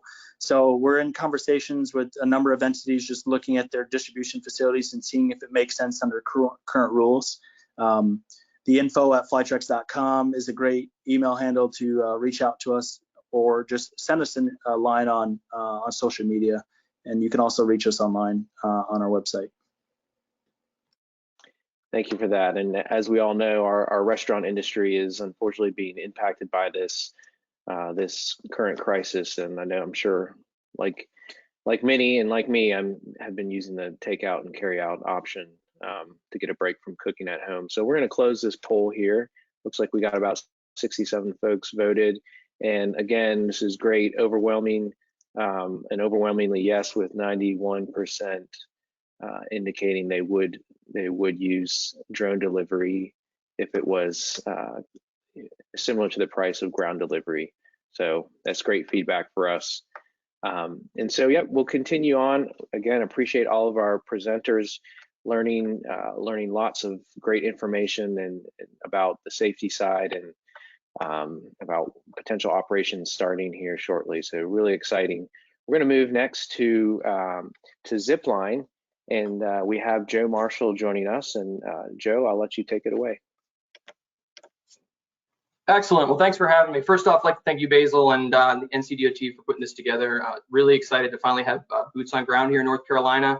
I've personally now been here for 3 weeks and could not be happier to be part of this community, and really looking forward to meeting the members of the community and integrating our Zipline medical delivery service here and abroad. But today I'd like to use this time just as an opportunity to introduce Zipline and what we are planning to do this year.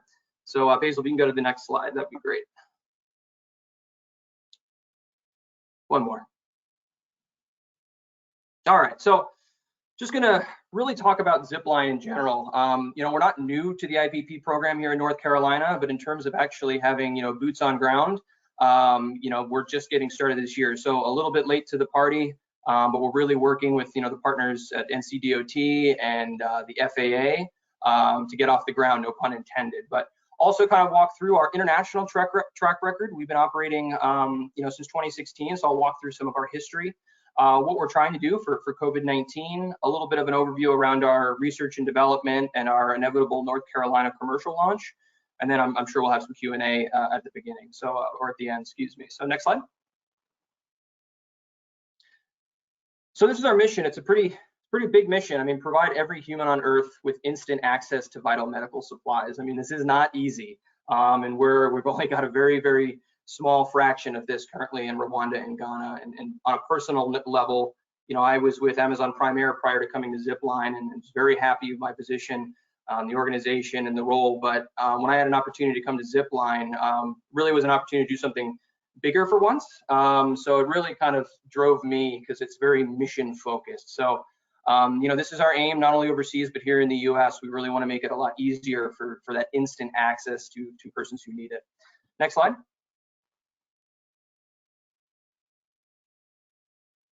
Okay, so just a little bit of background. We are headquartered in Half Moon Bay.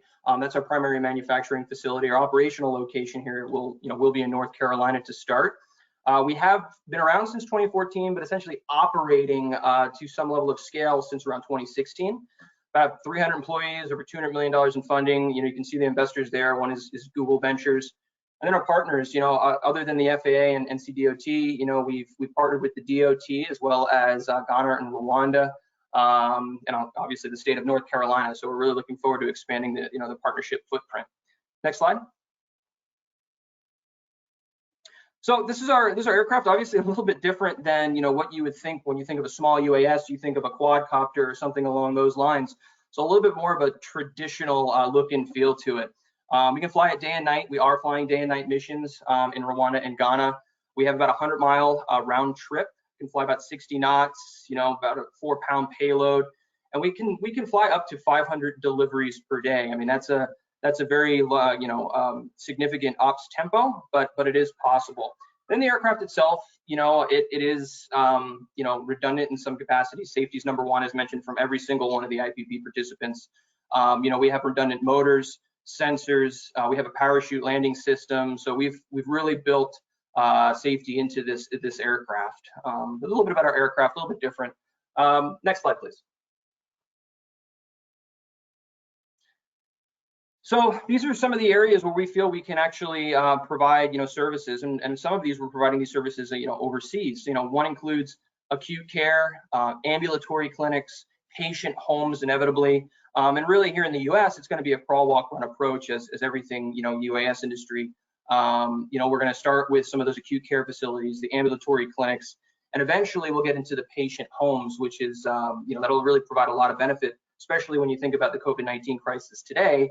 If individuals can't leave their homes because they're high risk, this is a real opportunity for making those, deliveries of whatever they may need. Next slide. So I'll talk about the international track record. Keep going, Basil.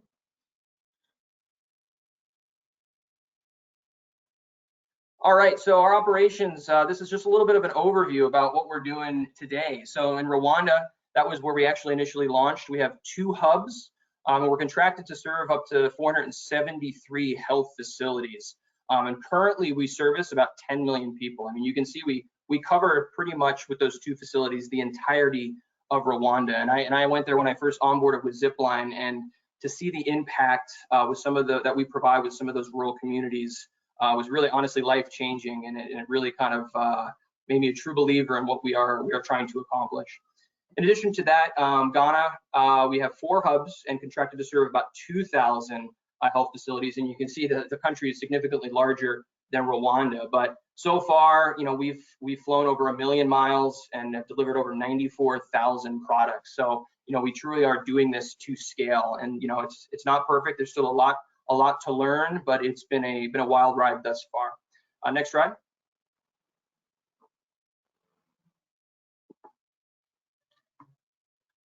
Okay, so we have about essentially, what we've done to scale, and I don't think this slide is actually showing up appropriately, but thus far we've done 35,000 plus deliveries. We have about 569 currently served health facilities, and you can see we're scaling up to that 2,500, which is kind of a contractual obligation. And then in terms of reduction in blood waste that we've seen in both Rwanda and Ghana, we've gone from 9% down to 0.2.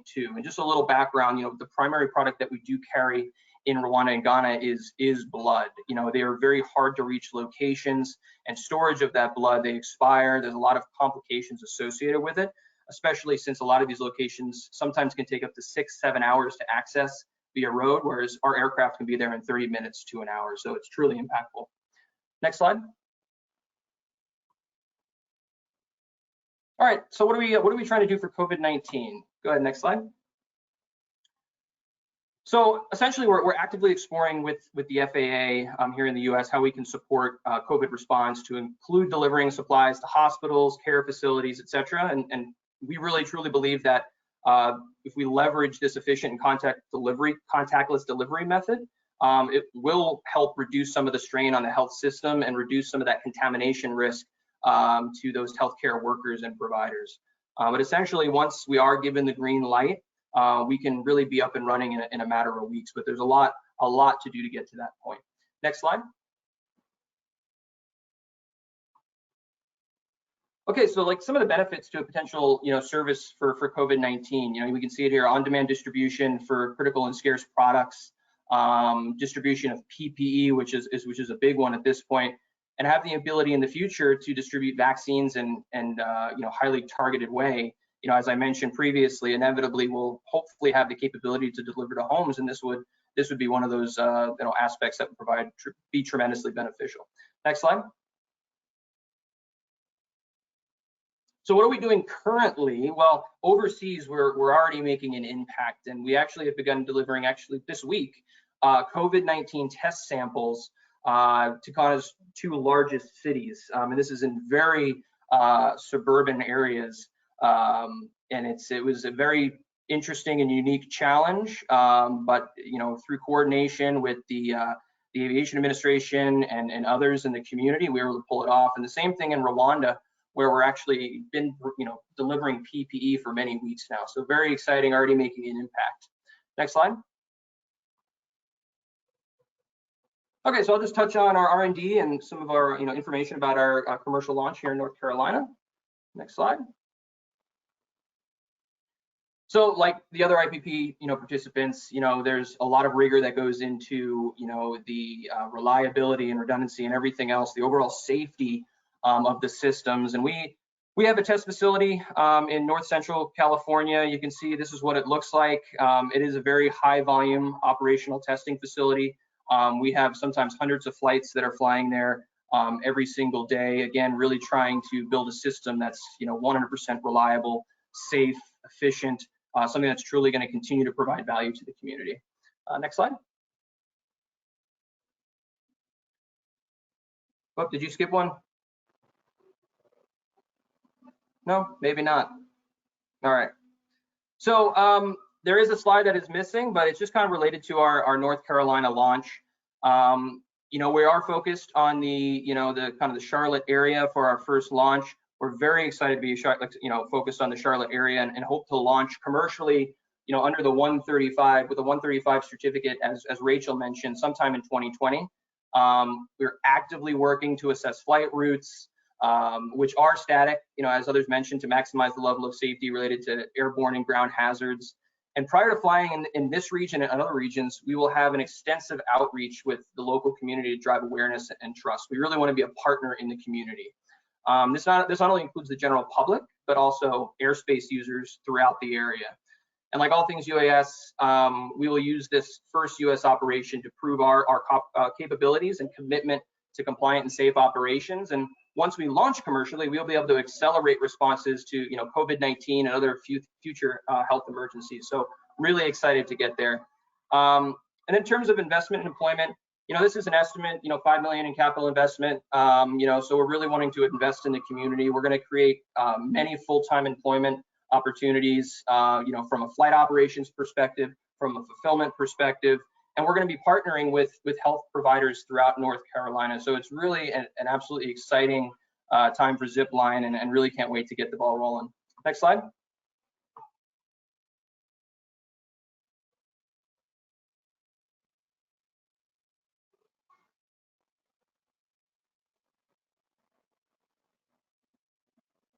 Yeah, that's the slide I was talking about, but we can go to the next one.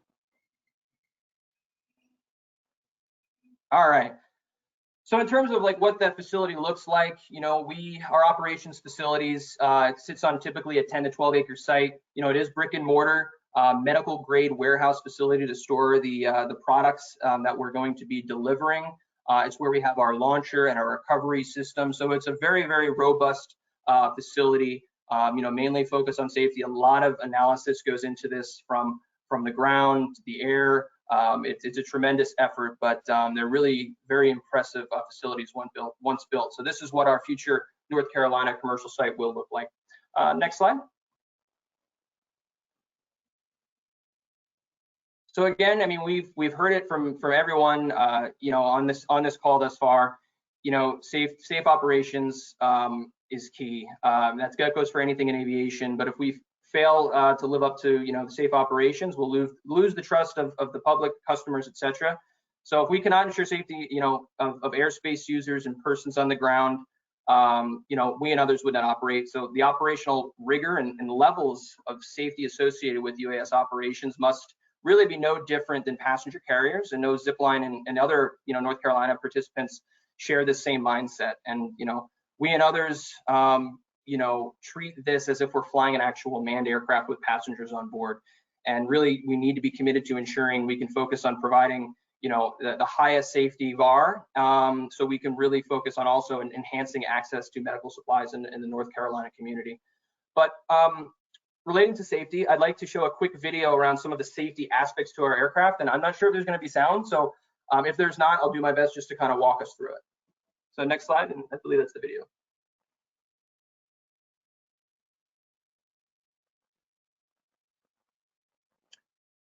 Yeah, I don't believe there's sound, but this is one of our co-founders, Keenan. So he's walking through some of the kind of safety aspects to our aircraft. And you can see we drop our packages via parachute, and there's an entire analysis that goes into that whole process to make sure that is completely safe. So he's walking through kind of what this process looks like in terms of scanning the package, putting it into the aircraft. We have redundant motors, as mentioned. Let's see what else we have mentioned on here. So we're just continuing to walk through some of our pre-flight checks. There's a lot of automation built into that process. You see us launching here.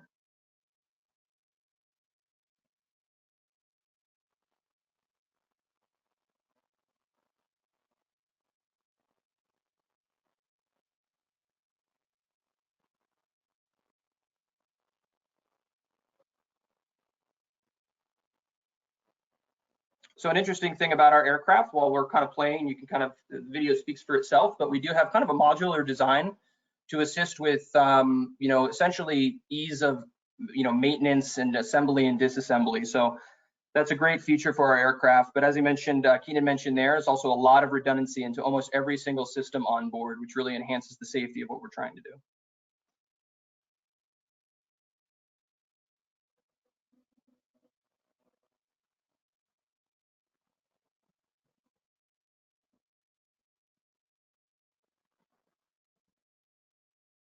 So I think this is where Keenan is actually talking about our ballistic parachute. So in the unlikely event that we do have some type of critical failure, our aircraft won't just come crashing down. We have a parachute that meets ASTM standards. It's an incredible piece of technology, and it's hopefully doesn't have to be used, but it also assists in the event that we do have to have some type of paraland event such as this. And we also have a frangible design to assist with the impact potential for our aircraft. But Basil, that's really it. That's it on this slide. But I think the key here is just, safety of operations, and that goes for, I think I speak for all of the IPP participants here in North Carolina, that's number one. If we fail on that promise, none of us will succeed. So thank you very much for the time. Basil, I'll pass it back to you. Great, thank you. So we'll now move to our question and answer period. And again, please submit questions through the chat box and send it to the questions section. And so we'll pull all of our panelists back here and start going through some of these questions that we have and sharing. One of the questions that we saw here a couple times, and I'll just throw this out to our operators, were questions about will the drone be monitoring in Fourth Amendment issues. And I think this is obviously, privacy has come up a lot and we've talked about it a lot.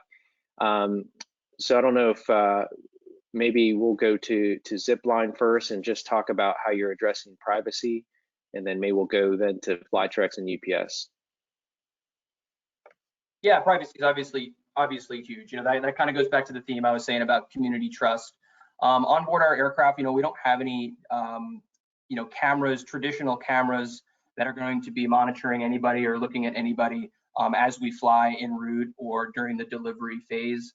I mean, that could change in the future as technology evolves based on the needs of the national airspace system and regulations. But I mean, when we're starting with things like even route design, we take into account privacy, and it also kind of assists in decreasing the level of operational risk. We want to avoid flying over homes as much as possible. Obviously, if there's an outdoor sports venue going on, I mean, there's a lot of things that we can do on kind of the tactical level and strategic level to help alleviate some of those concerns. But yeah, I mean, it's 100% something that I know we are concerned about and addressing. But for our initial launch, we're really eager to kind of get some of that community feedback to make sure that we are addressing what we need to address to build the trust in the community.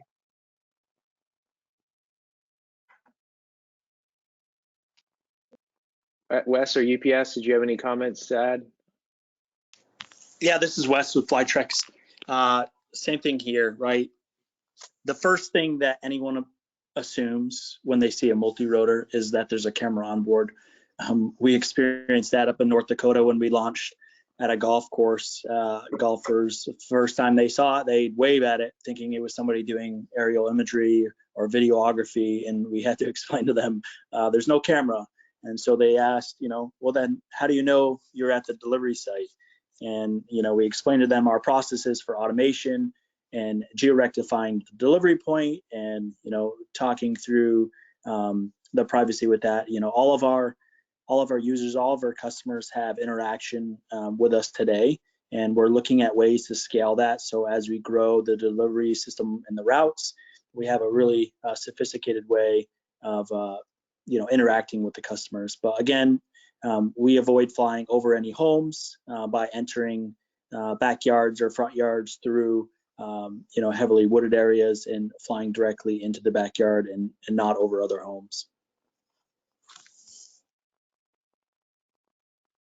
Great, and I think again we talk about privacy a lot within from the beginning in the proposal during the operations as well.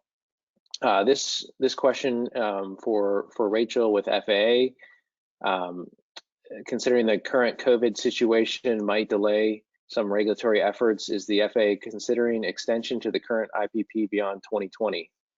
I'll let you answer that one, Rachel. Basil?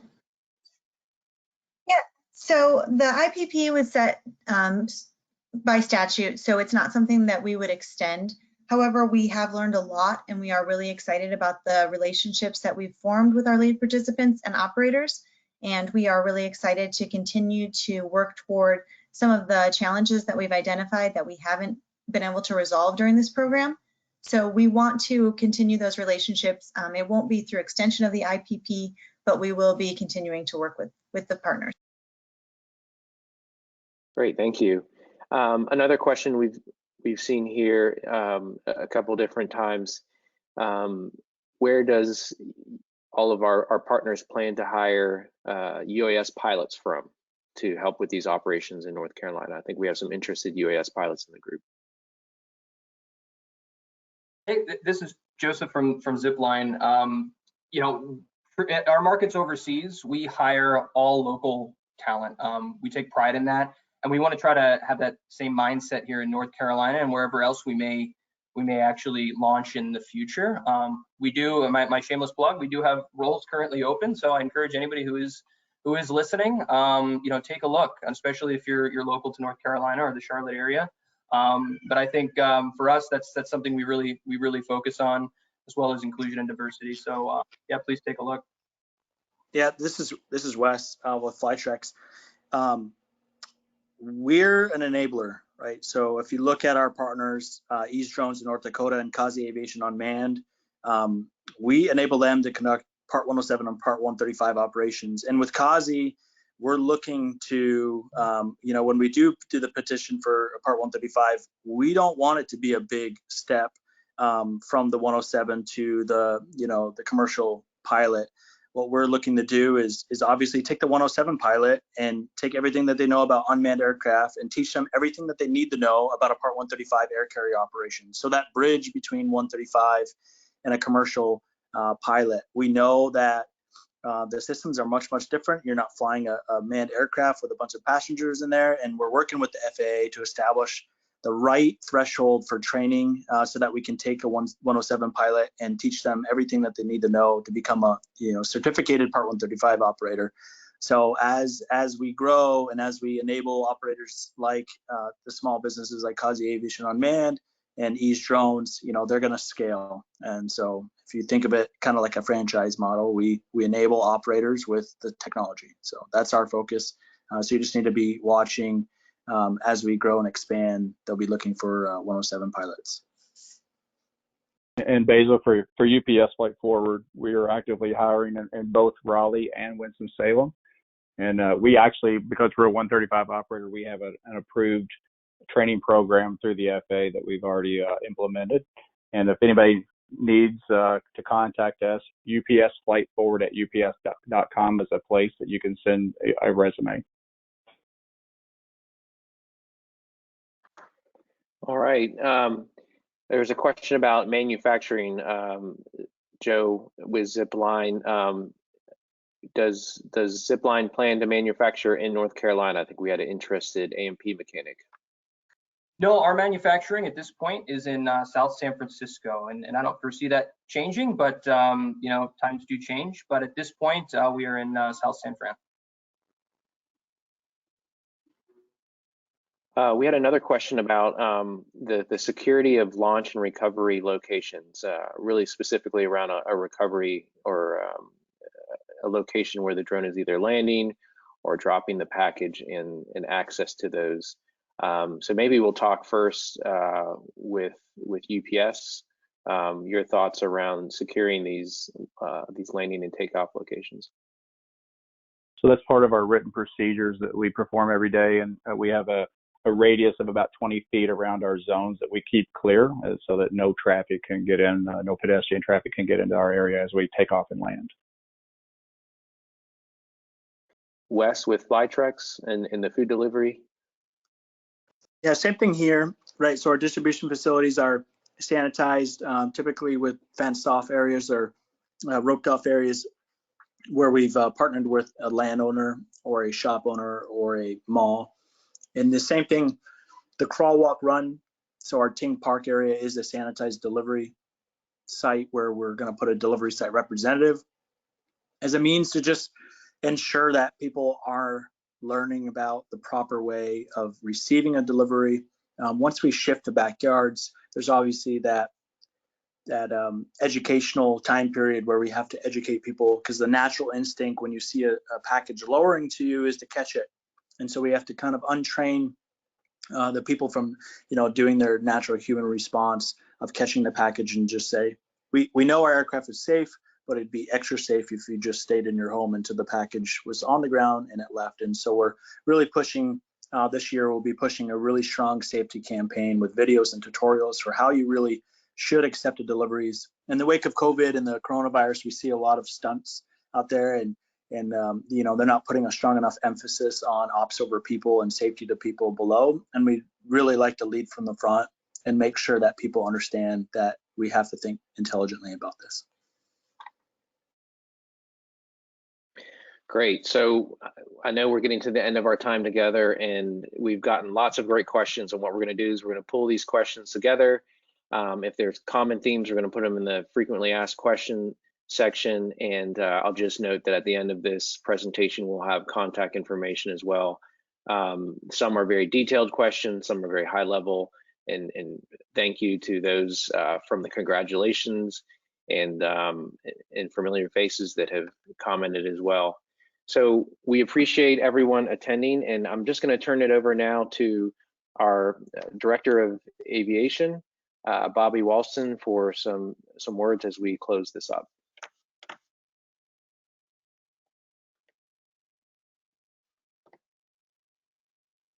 All right, thank you, Basil. What exciting times. Thank you all. Thanks for our panel of speakers and for this opportunity to get this information out. Really exciting times. I heard, especially in those last couple of questions, a lot of talk about jobs, and that's really good information and good news in a time such as of the state that we're in and the state that the economy's in, to be talking about jobs. I think it's very, very clear that that this is transformational, and you know, I'm not sure about my camera if it seems to be on here, but this is transformational technology, and we're happy to host it and see it at a time like this, to be able to use it for common good in a pandemic like this, in this scenario.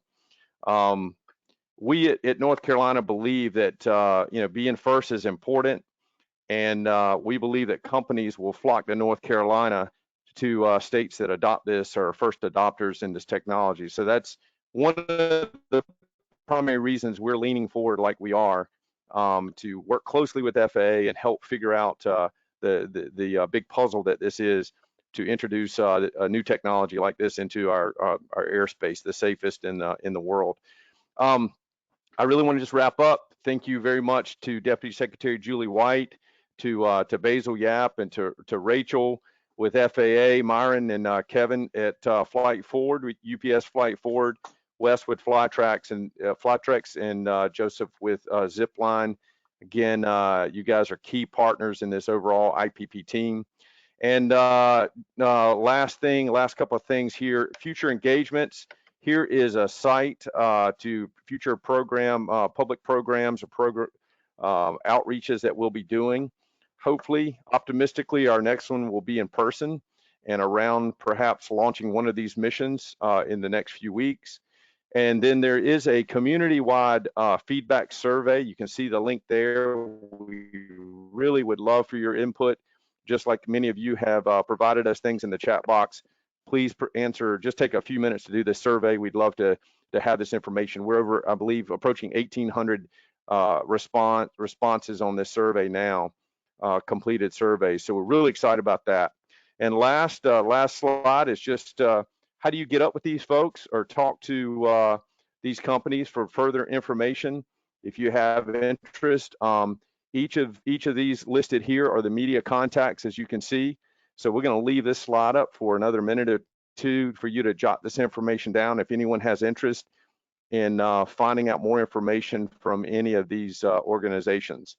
So with that, I believe I'm assigned to wrap this up. Again, thank you very much for your participation today and interest, and we look forward to seeing you at our next event.